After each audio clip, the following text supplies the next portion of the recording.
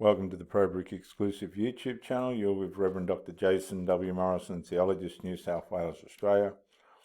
If you haven't already, subscribe, like, share and comment on the video at the end, if you will. Our proverb for today is, wealth from get-rich-quick schemes quickly disappears. Wealth from hard work grows over time. Proverbs 13:11. Wealth from get-rich-quick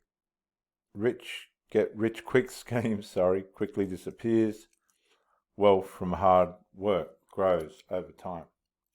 Hi guys. So I grew up being very judgmental of people. I thought I was really cool and up on my high horse when I was like 12, and I was like, I'm never gonna drink, I'm never gonna do drugs. People who drink are so dumb and they're all going to hell. I grew up It's quite funny, this Sheila. A lot of women today are judgmental in their own way.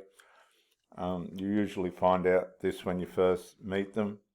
Listen very closely to what they say when you first meet them, because this will establish your understanding of who they are right from the get-go. Also, guys, don't get into this position. I'm sick of you calling me mummy's boy. If you're a mummy's boy, sort that situation out as quickly as you can.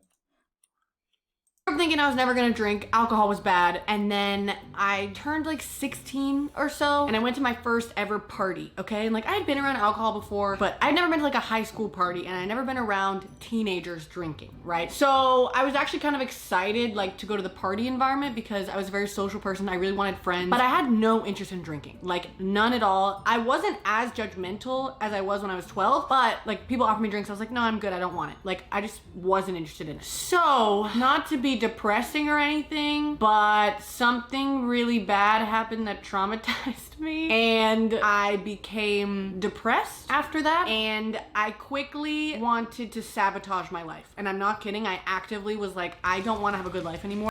And this is what happens to a lot of these people. They get hurt and they want to throw their life away, and so they turn to drugs and alcohol and nicotine and all these other things. Wealth from a get-rich-quick scheme quickly disappears. Wealth from hard work grows over time. Well, it's supposed to. I know lots of people that have worked hard all their lives and wasted it on different forms of living and different habits and things like that. Disgusting, actually.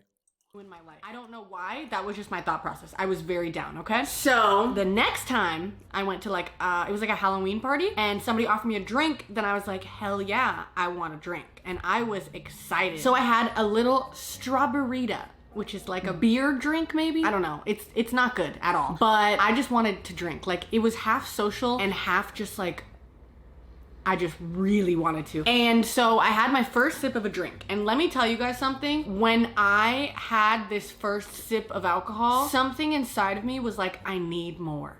And it freaked me out a little bit. But it also felt good to drink, because if you ever drank alcohol before, you know that it makes you feel a little loose and excited and happy and whatever. So I was excited. In other words, it deceives you.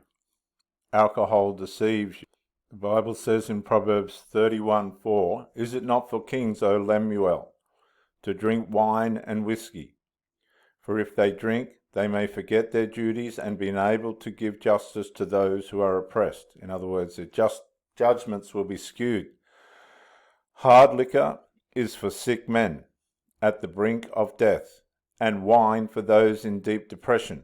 Let them drink to forget their poverty and misery. So the Bible's likening depression to misery. You should defend those who cannot help themselves, and so on and so forth. But there's some stuff on drink in the Bible. And I was also like craving it really hard, so it was like very weird experience, very weird experience, but a relatively good first experience with drinking. So I was like, cool, this is fun, I want to do this more. So from then on, I probably drank like every weekend. I was never the type to get like blackout drunk. I never threw up. I never like drank till I was sick or anything. I just had enough to where I was like drunk per se. And I'm ashamed to say I was doing this in my mom's house. She didn't notice.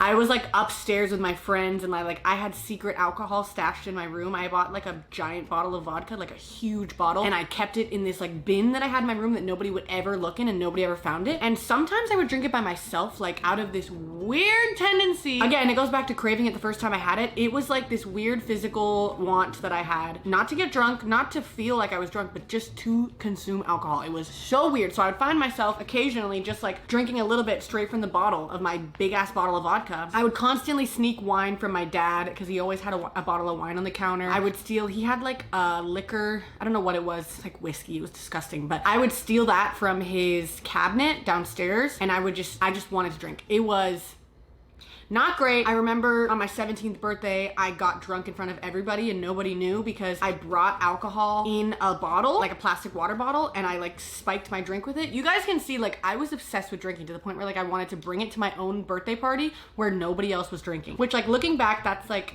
if I had kept doing this, it would have been a problem. Okay, I was like on that track. So I was drinking every weekend, having a good time. And then at some point then, and I've mentioned this in other videos, but I'll just briefly go over it again. My best friend at the time, one of my best friends at the time, someone I had like partied with or whatever, she tells my family that I've been drinking. And keep in mind, nobody else in my family really drank except like my Just let me say, there's always going to be someone that'll dob you in. Guarantee it. brothers. My sisters didn't drink. They were very not like party people, and I was being a party person, and I was also 17, and I shouldn't have been doing that. It was pretty unsafe, obviously, because underage drinking is not great. And so my friend was worried about me, whatever, and she told them everything I was doing. She told them a lot of stuff about my personal life that nobody should ever tell anybody else. I should have You can count on friends for that.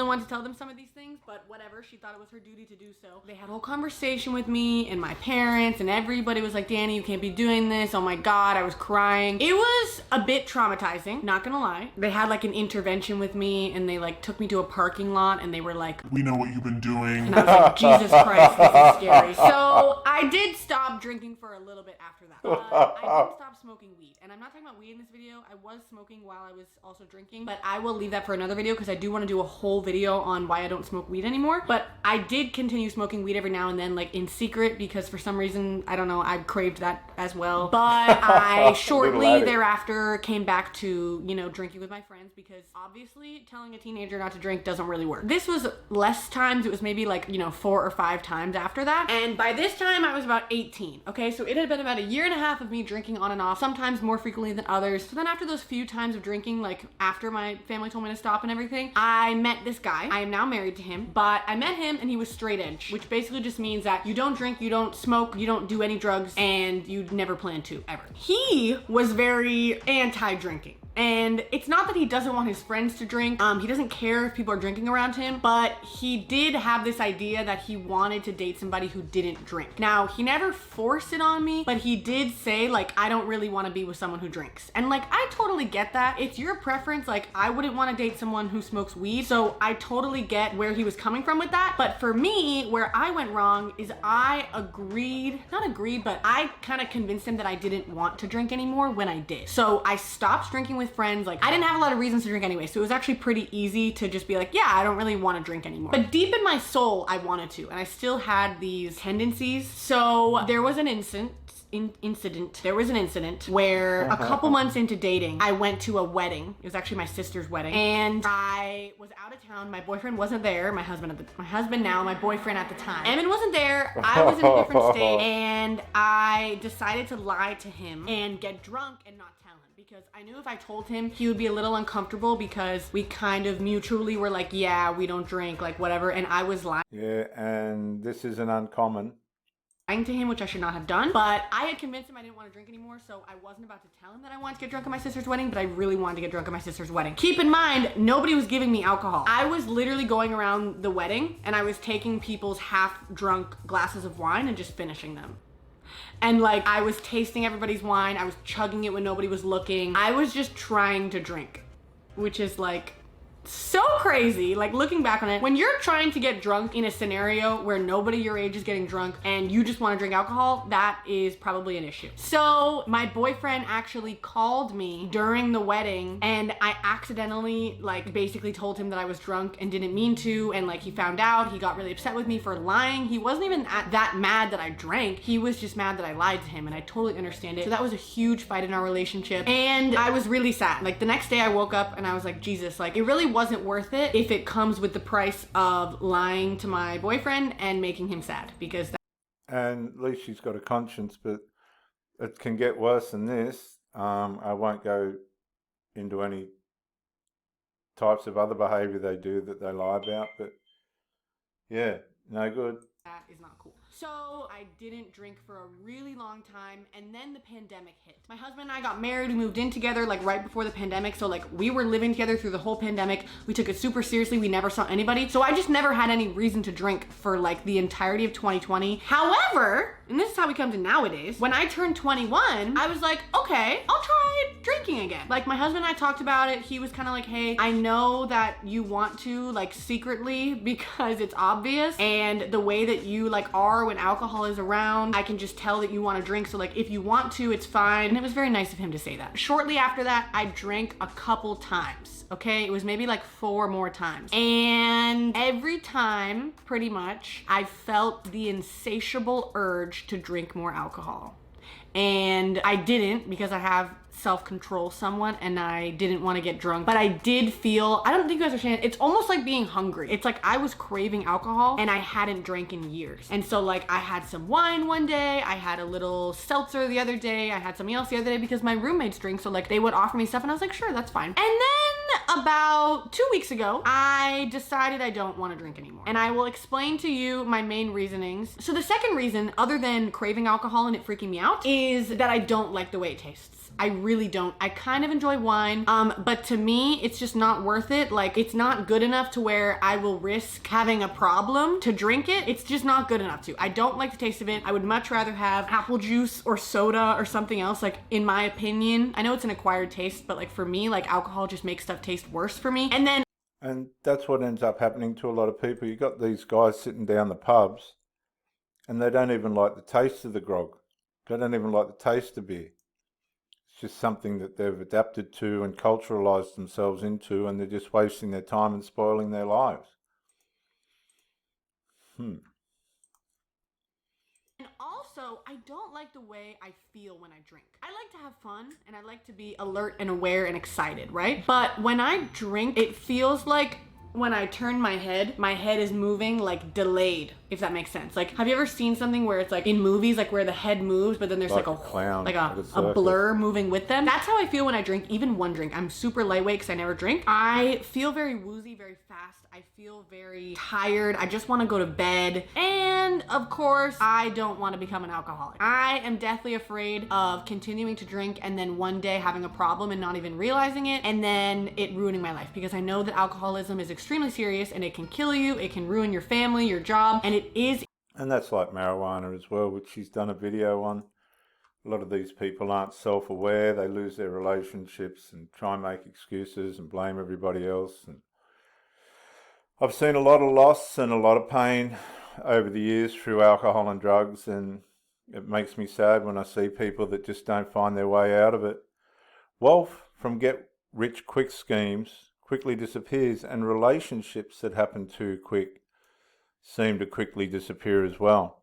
But wealth from hard work grows over time, and so do relationships. If you put the work in, they'll grow. If you don't, they won't. In my genetics, it does run in my family, so I really don't want to risk it. Since I don't even like it that much, it's just not worth risking. Also, there is something a little bit fun with me and my husband being the only sober ones at a party. Again, not that I think I'm better than anyone who drinks. I do not think that at all, but it's just fun, like being a couple who doesn't drink. It's just a good time. I can take care of my drunk friends. I can be the designated driver. I can make sure that everybody's safe. Like there's just a lot of good things about it for me, for my life, and it definitely does not have to be your personal choice. And again, I do not judge anybody who drinks. I don't care, and neither does my husband. I hope you guys can tell that it's the best choice for me, for sure. So if it's the best choice for you, just know that you don't have to. And if you're the only sober one, there's nothing wrong with that. If you don't like alcohol, that's perfectly fine. And goodbye. good video and good story from a person that was willing to stop and consider what was important in a life. Wealth from get-rich-quick schemes quickly disappears, and so do relationships. Wealth from hard work grow over time, and so do relationships. You're on the Pro Brick exclusive YouTube channel. If you haven't already, subscribe, like, share, and comment if you will. Do subscribe. You're with Reverend Dr. Jason W. Morrison, theologist. Thank you for joining me, and bye for now.